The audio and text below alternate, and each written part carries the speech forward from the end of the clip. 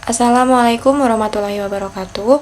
Izin memperkenalkan diri, nama saya Hilwan Nurrahma Fadilah dengan nomor induk mahasiswa 12130300055 dari kelas B Prodi Hukum Tata Negara semester 3. Di sini saya akan memaparkan kembali mengenai materi yang sudah dijelaskan di setiap pertemuan dan juga makalah dari kelompok saya mengenai sistem pemerintahan. Sistem pemerintahan dapat diartikan di dalam konsep trias politika dalam suatu negara adalah merupakan tatanan utuh yang terdiri atas berbagai komponen pemerintahan yang bekerja saling bergantungan dan mempengaruhi dalam mencapai tujuan dan fungsi pemerintahan. Sedangkan pemerintahan pusat itu adalah badan tertinggi negara yang memiliki kekuasaan memerintah dalam suatu negara yang terdiri dari presiden dan para pembantu presiden, yaitu wakil presiden, para menteri, dan lembaga-lembaga pemerintahan pusat.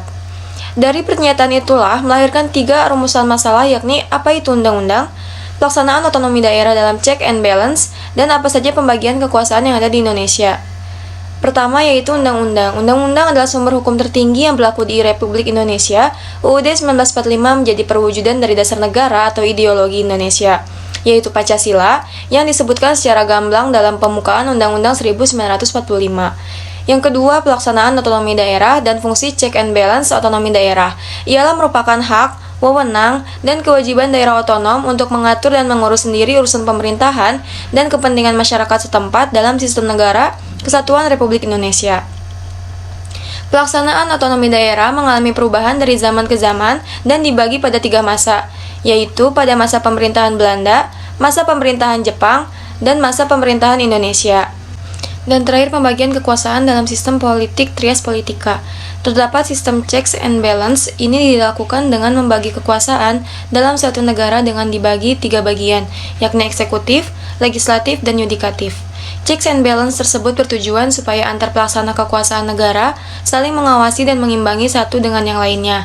Juga ada 3 kekuasaan yang mempengaruhi struktur-struktur lainnya seperti kekuasaan eksekutif, yudikatif, dan legislatif.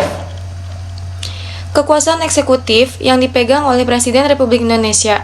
Eksekutif di Indonesia artinya Presiden memegang kekuasaan untuk melaksanakan undang-undang, sedangkan di Indonesia Undang-Undang 1945 dijadikan sumber hukum tertinggi dalam menyelesaikan suatu perkara yang merupakan hasil dari ideologi Pancasila.